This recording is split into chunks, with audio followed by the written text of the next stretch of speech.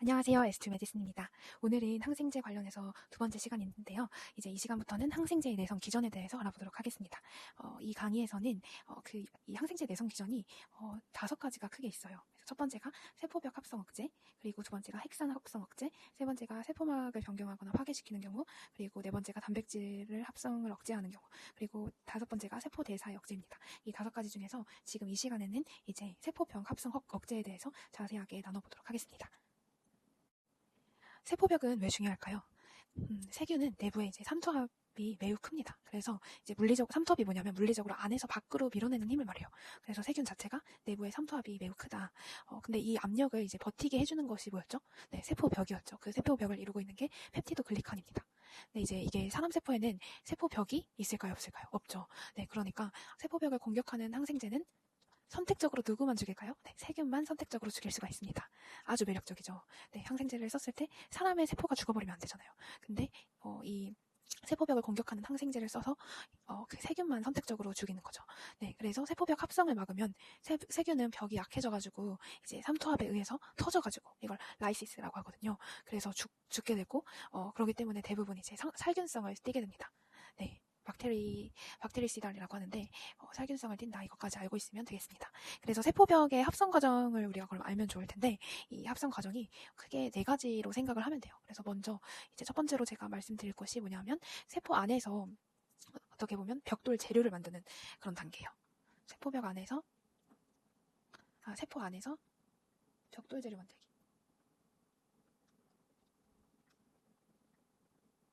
네, 그래서 이게 기본 구조가 뭐냐면 NAM이랑 NAG가 있어요. 그래서 NAM, NAG 이게 계속 반복해서 연결이 됩니다. 이게 어떻게 보면 세포벽을 만드는 그런 그런 재료가 되는 거죠. 네, 그리고 이게 여기가 이제 NAM, NAD, NAG 이게 계속 반복해 있는데 이 여기 끝에 뭐가 달라붙냐면 뭐가 달라붙을까요? 이제 이게 뭐냐면 이제 디알라, 네, 디알라 이게 계속 반복해서 붙어 있어요. 네, 그래서 좀 되게 낯설게 느껴지실 텐데 그 마지막에 디알라 이런 펩타이드의 손잡이를 붙이게 됩니다. 네, 이런 식으로 붙어 있죠.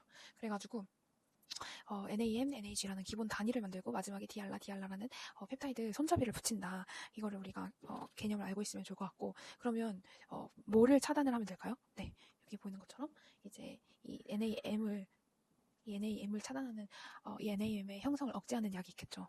이게 뭐냐면 포스포마이신입니다. 그래서 포스포마이신. 네, 이게 NAM을 억제하는 거죠. NAM 형성을 억제하는 거고 네, 그리고 이제 디알라 이 친구를 억제하는 게 있겠죠. 이 친구를 억제하는 게 뭐냐면 사이클로세린입니다. 네, 이거는 디알라를 형성을 억제하는 거죠.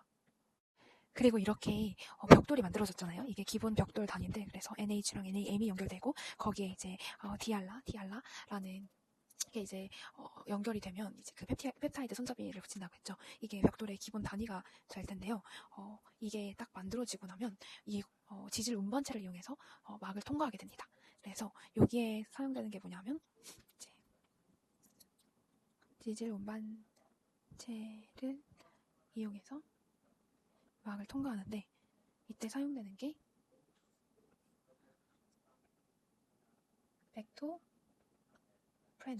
벡토프레놀입니다. 그래서 이게 그 벡토프레놀이라는 운반체가 여기 만들어진 벽돌을 밖으로 옮기는 역할을 해요. 그러니까 이게 세포질에서 만들어졌겠죠. 그럼 이제 세포막을 통과해서 그 막 겉에 이제 옮겨서 연결시키는 그런 역할을 하는 거죠. 이 벡토프레놀이. 네. 그래서 근데 이거를 이제 차단하는 약이 뭐가 있을까요? 이거를 차단하는 약이 바로 바시트레이신입니다. 바시트레이신. 이거를 차단하는 약이 바시트레이신입니다. 그래서 벡토프레놀의 그런 재활용을 막는 역할을 하는 거죠. 네. 그리고 이제 세 번째가 바깥에서 사슬을 연결하기입니다. 네. 그래서 세 번째가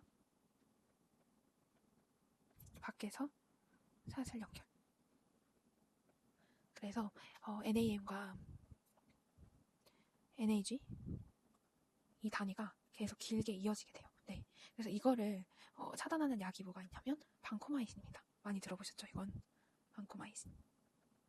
네, 그래서 이 반코마이신이 어떤 역할을 하냐면 디알라 이 이 사슬에 달라붙어가지고 연결 자체를 막아버려요. 네, 반코마이신. 그리고 네 번째가 뭐냐면 이게 네 번째가 이제 가루로 교차 결합을 하는 거예요. 튼튼하게 강화하는 역할을 하는 거죠. 네, 그래서 그 PBP라고 있어요. 이게 뭐냐면 페니실린 바인딩 프로틴인데 페니실린 결합 단백질이 있어요. 네, 그래서 이게 이제 사슬 사이를 묶게 됩니다. 네, 이게 사슬 사이를 묶는다. 묶게 되고 이거를 이제 차단하는 약이 베타 락탐 계열입니다. 이것도 많이 들어보셨죠? 네, 베타 락탐 계열이에요. 그래서 예를 들면은 페니실린, 영어로 쓰면 더 정확하겠죠? 페니실린, 그리고 세팔로스포린, 그리고 칼바페넴, 그리고 모노, 박탐, 네, 이런 것들이 다 PBP에 결합해서 교차비 결합을 불가능하게 만드는 그런 베타 락탐 계열입니다. 네, 그래서 이제 기본 구성이 이게 세포 안에서 이 NAM, NAG, NAM, NAG 이렇게 계속 쭉 연결되는 건 아니고요. 그냥 NAG, NAM 그리고 그 끝에 붙여져 있는 그런 페타입들 결합들 그리고 맨 끝에 붙여진 디알라 이게 하나의 벽돌을 이루는 겁니다. 그래서 이게 NAG가 뭐냐면 이제 N-아세틸 글루코사민이에요. N-아세틸 글루코사민 이게 NAG가 이제 N-아세틸 글루코사민의 줄임말인 거고 이 NAM은 뭐냐면 이제 N-아세틸 뮤라믹산이에요. 네, N-아세틸 뮤라믹 애시드 이거의 줄임말이 NAM이고 디알라 같은 경우에는 디알라닌을 디알라라고 합니다. 그래서 이제 이 펩타이드 사슬의 끝부분이 디알라라는 거죠. 그래서 이 세 가지가 모여가지고 펩티도 글리칸의 기본 단위를 이루는 거예요. 네, 그것을 알고 계시면 될 것 같고 네, 그래서 이제 세포질 사이토플라즘 사이토플라즘 이 세포질에서 만들어져요. 그래서 NAG, NAM 펩타이드, 디알라를 포함한 이 펩타이드가 그 사이토플라즘에서 만들어진다. 그래서 NAM에 이 펩타이드 사슬이 붙으면서 NAM 펜타펩티드가 만들어지는 거고요. 그래서 이어서 이제 NAM이랑 NAG 쌍이 형성이 되는 거죠. 그래서 이건 세포질에서 만들어진다는 거 알고 계시면 되고, 그리고 이제 세포막, 사이토플라즈믹 멤브레인 이게 운반 단계인데 이제 NAM, NAG 쌍이 여기 보면은 박토프레놀, 네, 이게 바로 지질 운반체거든요. 네, 박토프레놀 이 지질 운반체에 붙어서 세포막을 통과를 하게 돼요. 얘네들이 세포막이 이렇게 있으면 여기에 딱 붙어가지고 세포막을 통과하게 된다. 네, 그래서 세포질 안에서 만든 NAM, NAG 단위를 세포벽 합성 부위로 이제 셔틀하는 과정인 거죠. 그죠? 이제 박토프레놀 이 친구가 그래서 그렇게 알고 계시면 되고 이 세포막 바깥에서 네, 페리플라즘 세포 외부 쪽에서 이제 연결 단계가 이루어지는데 이게 운반이 이 세포가 이렇게 있으면은 이제 그러니까 세포막이 이렇게 있으면 세포막 바깥으로 이 NAM, NAG 단위들이 운반이 됐잖아요. 그럼 그게 기존의 세포벽에 붙는 거예요. 네. 네, 그래서 이제 이 트랜스글라이코실레이즈라는 효소가 있거든요. 트랜스글라이코실레이즈 이 효소가 NAM, NAG, NAM, NAG 이 사슬을 길게 연결을 하게 되는 거죠. NAM, NAG, NAM, NAG, NAM, NAG 이렇게 길게 네, 트랜스글라이코실레이즈에 의해서 길게 사슬이 연결이 된다. 네, 그래서 이제 트랜스펩티데이즈가 이 디알라 사이에서 어떤 가교를 형성을 해요. 크로스링크를 형성을 해서 세포벽이 튼튼해지는 거죠. 네, 그거를 알면 된다. 그래서 사슬 연결을 하고 또 그런 가교를 형성한다. 크로스링크를 해서 트랜스펩티데이즈 PBP 이게 뭐냐면 페니실린 바인딩 프로테인이에요. 그래서 페니실린 바인딩 프로테인 이거를 통해서 이제 디알라 사이에서 어떤 크로스링크를 형성해서 세포벽을 튼튼하게 만든다. 네, 다시 한번 마지막으로 정리를 하면 NAM, NAG, 디알라 이게 세포질에서 합성이 됐었고요. 그렇죠? 그리고 이제 NAM, NAG가 이 쌍으로 운반이 된다. 세포막에서 박토프레놀을 통해서 이 박토프레놀 지질 운반체를 통해서 이동을 한다. 세포막 바깥으로. 그래서 NAM, NAG 사슬을 연결을 하고 그리고 디알라 가교 결합을 하게 된다. 네, 세포막 바깥에서 펩티도 글리칸 층에서 이루어지는 거죠. 네, 그것을 우리가 알면 될 것 같습니다. 그렇게 하는 게 이제 세포벽 합성 과정이었고요. 그래서 이 각각의 단계에서 이제 그 표적이 되는 약물들이 있는 거죠. 그래서 그 세포 안에서 이 벽돌 재료 NAG, NAM, 디알라 이거를 만들 때는 이제 그 NAML 형성을 억제하는 약물이 아까 말씀드렸던 그 포스포마이신 이게 NAM을 억제를 하는 약물이었고, 그리고 사이클로세린이 이 디알라 형성을 억제하는 약물이었다는 거 기억하시고, 두 번째로 지질 운반체를 이용해서 막을 통과를 했을 때는 벡토프레놀이라는 운반체가 벽돌 밖으로 옮겼는데 이거를 이제 벡토프레놀의 재활용을 막는 것 자체가 바시트라이신이라는 약물이었죠. 네. 그리고 이제 바깥에서 사슬을 연결을 하는 걸 우리가 배웠는데 이때 이제 디알라에 붙어서 연결 자체를 이게 단위가 있었잖아요. 아까 NAG, NAM의 끝에 이제 디알라가 이렇게 붙는 거였는데, 그렇게 이게 하나가 되는 건데, 이 디알라 자체에 달라붙어서 연결을 막는 게 뭐였죠?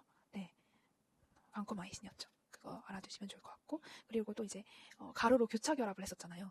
네, 트랜스펩티데이션을 했었는데 튼튼하게 강화를 시키기 위해서 하는 거였어요. 근데 그래서 이제 그 페니실린 바인딩 프로테인 PBP가 이제 사슬 사이를 묶게 되는 거죠. 근데 이때는 이걸 차단하는 약물 자체가 벡타랍탐 계열이었다. 그래서 PBP에 결합을 해서 교차 결합이 이제 불가능하게 하는 게 바로 벡타랍탐 계열이었죠. 그래서 페니실린, 그리고 칼바페넴, 그리고 세팔로스포린, 그리고 모노박탐 이런 것들이 있었죠. 그거를 다시 한번 기억을 해주셨으면 좋겠습니다. 그래서 이 세균이 죽는 원리가 세포벽 합성이 중단되면 벽이 약해져서 죽고, 그리고 또 그 세포벽이 약해지면 삼투압을 버티지 못하게 돼서 세포벽이 터져버리는 라이시스가 이루어지고, 그리고 세균 자체의 효소가 더 벽을 파괴해서 자가분해가 가속화된다. 네, 그게 오토라이신이죠. 그래서 세균은 빠르게 죽게 되고 이게 살균성을 띄었고요. 네, 그래서 그런 것들을 우리가 알면 좋을 것 같습니다. 그러면 이제 이 부분들에 대해서 이제 내성 기전을 말씀드리면, 일단 표적이 변형이 되는 경우가 있어요.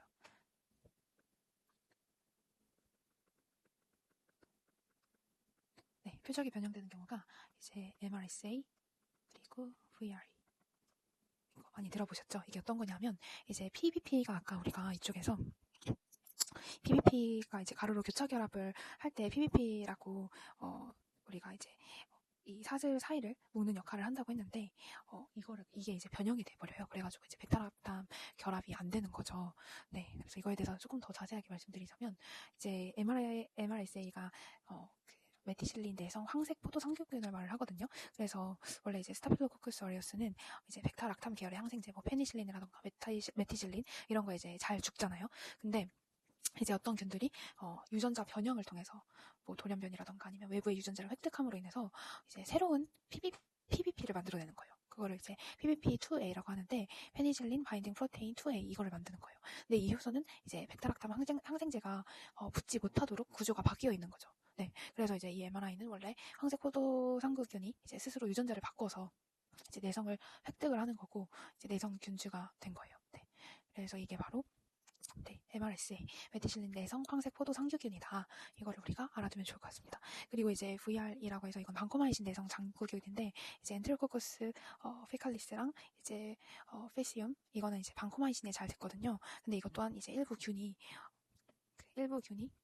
이제 그 내성 유전자를 획득을 해서 펩티드 글리칸 말단이 원래 디알라였잖아요. 근데 이제 디락으로 바뀌어버리는 거죠. 그래서 방코마이신은 원래 아까 여기서 방코마이신이 이곳에서 나왔어요. 이제 그 NAM에 그 디알라가 연결돼 있잖아요. 여기에 이제 방코마이신이 붙어서 이거를 이제 저해해가지고 항생제 역할을 했는데, 근데 이제 방코마이신이 디알라에 붙어서 작용하는 거잖아요. 근데 이제 디알라가 디렉으로 바뀌니까 자리가 바뀌니까 약물이 붙지 못해가지고 원래 장구균이 자기 세포벽 구조를 스스로 변형을 해서 살아남게 되는 거거든요.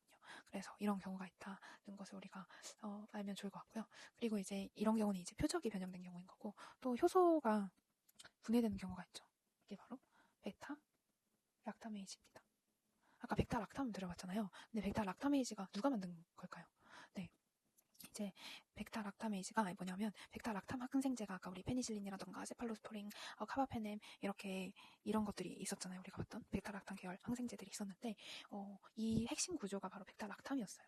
벡타 락탐 링이 있는 거예요. 벡터락탐 링이 이 항생제들의 핵심 구조였는데 이 링 자체를 하이드롤리시스라고 가수분해라고 해서 되게 약을 무력화시키는 효소예요. 그 가수분해를 통해서 그게 바로 베타락타메이즈입니다. 그래서 이제 이거를 누가 만드냐? 바로 세균이 만드는 거예요. 그래서 특히나 뭐 그람 음성균의 그 외막에 있는 그 페리플라스믹 스페이스 그리고 일부의 이제 그램 양성균이 이제 유전자를 통해서 베타락타메이즈를 이제 합성을 하게 됩니다. 네. 그래서 그래서 이제 내성이 확산이 되는 거죠. 그래서 베타락탐 항생제가 원래 페니실린 바인딩 프로테인 이 PBP랑 결합을 해서 세포벽 합성을 억제를 해야 되는 건데, 네, 그 아까 말씀드린 이 원리거든요. 그래서 이 베타락탐 항생제가 이 PBP랑 원래 결합을 해서 세포벽 합성을 억제를 했잖아요, 그렇죠? 그 페니실린 바인딩 프로테인. 근데 이제 베타락타메이즈가 베타락탐의 고리를 끊어버리는 거죠. 네. 얘를 억제를 해야 되는데 얘의 이 고리를 끊어버리니까 PBP에 붙지를 못하는 거예요. 베타락탐 계열 항생제들이. 그러니까 항생제가 당연히 무력화되겠죠. 그래서 세균이 자기 생존을 위해서 스스로 만들어내는 어떤 방어 효소가 있다. 그게 베타락타메이즈다. 네, 그래서 이러한 것도 알아두면 좋을 것 같고요. 그래서 그게 이제 효소 분해를 통한 내성 기전이 되겠고, 또 이제 그 투과를 차단하는 경우도 있어요. 네, 이건 뭐냐면 그럼 음성균이 포린 통로를 닫게 되는 거예요. 우리가 원래 그 포린에 대해서도 그건 저번 시간에 그림 그리면서 했었죠. 그래서 이제 이거 같은 경우에는 이제 그람 음성균에서 발생을 하고 이제 그 그람 음성균에 우리 저번 시간에 말했을 때 이제 아우터 멤브레인에 포린이라는 작은 구멍 단백질이 있다고 했잖아요. 그래서 사실 항생제가 이 통로를 통해서 안으로 들어와야 되거든요. 그 그람 음성균에 이제 아우터 멤브레인이 이렇게 있는데 여기 포린이 있죠. 포린. 네, 이 통로를 통해 항생제가 안으로 들어와야 되는데 이 세균이 이 포린 이 통로를 닫거나 크기를 줄이거나 수를 줄여버리는 거예요. 그래서 항생제가 세포 내로 들어가지 못하게 되는 거죠. 예를 들면 뭐 카바페넴, 키놀론, 테트라사이클린 이런 거에 이제 효과적이게 되는 겁니다. 네, 그게 투과를 차단하는 경우라고 할 수 있고, 그리고 또 이제 그 이플럭스 펌프라고 있어요. 네, 이플럭스 펌프라고 있는데 이제 약물이 들어와도 다시 내보내는 거예요. 그래서 이거는 이제 그럼 음성균과 그럼 양성균 모두 가능하고 둘 다 가능하고 이제 세포막에 존재하는 그런 액티브 트랜스포트 프로테인에서 발생하는 건데 항생제가 세포 안으로 들어와도 이제 세균이 펌프처럼 계속 약물을 바깥으로 밀어내는 거예요. 세균 자체가. 그래서 세포 내 농도가 이제 치료 효과에 못 미치게 되는 거죠. 그래서 이게 어떤 특징이 있냐면 ATP나 프로톤 모티브 force를 사용을 하게 돼요. 그래서 에너지를 사용하고 다양한 항생제 내의 어떤 교차 내성을 이렇게 부여할 수 있고 그래서 이거 역시도 이제 테트라사이클린이라던가 퀴놀론이라던가 그리고 이제 마크롤라이드 네, 이런 게 이해가 되겠습니다. 그래서 약이 아예 들어오지 못하게 좀 문을 잠가버리는 게 이제 투과 차단이겠고 이제 이플럭스 펌프는 들어와도 다시 내보내는 거죠. 그래서 이런 것들이 이제 내성 기전이다라고 우리가 이해를 하면 좋을 것 같습니다. 그래서 이제 임상에서의 의미를 보면은 이제 백타락탐 경우에는 이제 대부분 세균 감염의 1차 선택약이 되는 거죠. 폐렴이라던가 수막염이라던가 심내막염 등에 쓰이게 되는 거고 이제 방코마이신 같은 경우가 이제 MRSA랑 이제 그 C 디피셜 치료에 쓰게 되는 거고 이제 칼바페넴 같은 경우가 이제 다즈네성 그런 음성균에서 마지막 불호 역할을 합니다. 그리고 이제 세포벽 없는 균에는 이 원리상 효과가 없어요. 그래서 마이코플라즈마라던가 클라미디아 같은 경우에는 효과가 없다. 그래서 이 전체를 이제 요약을 하자면 이제 세포벽 합성 억제제에 대해서 우리가 지금 배워봤는데 세포벽을 못 만들게 해서 세균이 삼투압에 의해서 터져 죽게 만든다. 그래서 이제 우리가 봤던 것처럼 단계별로 색깔을 초록색으로 해볼까요? 네, 단계별로 이제 포스포마이신 네, 포스포마이신이 있었고 그리고 그 디알라에 적용했던 사이클로세린이 있었고 그리고 박토프로놀에 이제 적용했던 박시트라신이 있었고 그리고 이제 그 방코마이신이 있었죠. 여기 방코마이신 그리고 이제 마지막으로 백타락탐 PBP에 이제 결합을 해서 적용했던 백타락탐 계열 항생제가 있었습니다. 이렇게 우리가 정리하면 좋을 것 같습니다. 네, 그래서 오늘은 항생제 내성 기전 5가지 중에 세포벽 합성을 억제하는 그 기전에 대해서 알아봤습니다. 감사합니다. 그리고 제가 한 가지 더 덧붙여서 보충으로 이야기하고 싶은 게 있는데요. 그 구독자분께서 질문을 주셔서 일단 이제 백타락탐 같은 경우에는 아까 말씀드린 것처럼 페니실린도 있었고 그런 카바페넴, 세팔로스포린, 그리고 모노박담 이런 것들 있죠. 그래서 폐렴이나 수막염, 심내막염, 폐혈증 이런 대부분의 세균 감염의 1차 치료제로 쓰여요. 그 이유가 뭐였냐면 광범위하게 되게 다양하게 그럼 양성이든 음성이든 작용 가능해서 그런 거고, 이제 세포벽 합성의 핵심 효소가 뭐였죠? 그게 바로 PBP였죠. 네, PBP였는데 이게 트랜스펩티데이스인데 이걸 차단을 해요. 그래서 살균성이 있다. 박테리사이달 역할, 그거를 기억을 하면 좋을 거고요. 그리고 이제 이 백타락탐이 상대적으로 독성이 적어서 그래서 이제 전신 감염의 표준 치료로 사용된다는 거, 그걸 알고 있으면 좋을 것 같아요. 네, 그래서 그렇고 이제 그 방코마이신 아까 비백타락탐계라고 해서 궁금하다고 하셨는데, 이 방코마이신이 어디에 이게 디알라에 이제 결합을 해가지고 항생제로 작용을 하는 거잖아요. 근데 이 방코마이신이 적용되는 데가 어디냐면 이제 MRSA 그리고 CDF, 네, CDFCL에 작용을 했는데, 이 MRSA가 메티실린 레시스턴트 스타필로코커스 어리어스거든요. 이 MRSA가 그 맥A 유전자 때문에 백타락탐이 결합 못하는 그 변형적인 이제 PBP2A를 만들어요. 아까는 PBP에 이제 백타락탐이 이제 결합이 돼서 이 항생제가 작용을 하는 거잖아요. 근데 PBP에만 결합할 수 있는데 얘가 그 맥A 유전자로 인해서 세균의 그 유전자 때문에 PBP2A로 변형이 된 거예요. 그러니까 당연히 이 백타락탐이 결합을 못하겠죠. 그래서 백타락탐이 무력화돼 버립니다. 근데 이제 방코마이신은 이 우리가 아까 또 말씀드렸던 것처럼 전신 감염의 표준 치료로 사용되는 이 백타락탐이 결합하는 PBP가 변형된 형태랑은 상관이 없어요. 왜냐하면 방코마이신이 PBP가 아니라 어디에 달라붙기 때문이에요? 네, 디알라. 여기 달라붙었잖아요. 그러니까 이 디알라 말단에 직접 결합을 하기 때문에 그러기 때문에 이제 MRSA에도 효과가 있는 거죠. 네, 왜냐하면 MRSA가 어떻게 해서 내성이 생긴 거냐면 비락탐이 원래 결합해야 될 PBP를 이제 맥A 유전자 때문에 PBP2A로 변형을 시켜서 이 백타락탐이 더 이상 역할을 못하게 그 내성이 생겨버린 그런 세균이잖아요. 그래서 그 PBP를 표적으로 하지 않는 항생제인 방코마이신, 이거는 디알라 말단에 결합하는 그런 항생제였기 때문에 얘는 MRSA에도 효과가 있다. 이렇게 알면 되고요. 그래서 이 백타락탐과 상관이 없이 이 3번, 네, 그 방코마이신은 디알라에 붙어서 역할을 하는 거기 때문에 이거를 그 안일 B자를 써서 백타락탐계라고 했던 겁니다. 네, 그래서 이제 그 디피실 감염이 이제 장 안에서 그 독소로 질환을 일으키거든요. 근데 이제 경구로 투여된 방코마이신 같은 경우에는 흡수되지가 않고 장 내에 계속 머물러서 직접 세균에 작용을 하게 돼요. 그래서 이제 그 C. 디피실 장염에도 효과적인 거고, 경구 투여를 했을 경우에. 그래서 국소 효과가 탁월하다고 알려져 있습니다. 네, 이 부분까지도 알면 좋을 것 같습니다. 그리고 조금 더 덧붙여서 알려드리자면 이제 카바페넴 같은 경우를 생각해 볼 수 있어요.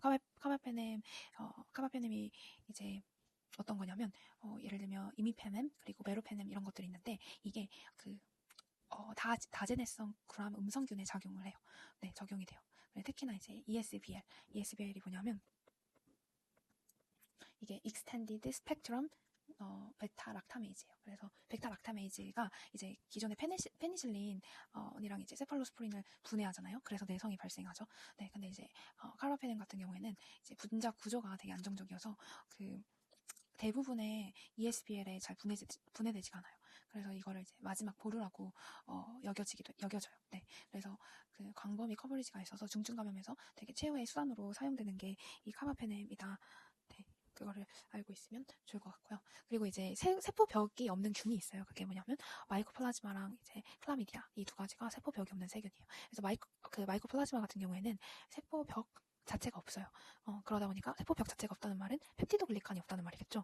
그래서 그 세포벽 억제제가 작용을 할 수 있는 표적이 없어요. 아까 제가 쭉 설명드렸던 것들은 이제 세포벽에 작용을 해서 세포벽을 되게 뭐 약하게 만들어가지고 네, 그래서 이제 세포가 터져서, 네, 세포가 터져서 그렇게 그 세균을 죽게 만들었는데, 그 세포벽을 약하게 만들 수 있는 방법이 없어요. 왜냐하면 펩티도 글리칸이 없기 때문에, 마이코플라즈마는. 네, 그리고 이제 클라미디아 같은 경우에는 되게 얇은 특수한 세포벽을 가지고 있어요. 그래서 얘도 펩티도 글리칸이 없어요. 그러니까 백타락탐이 작용이 불가능하겠죠.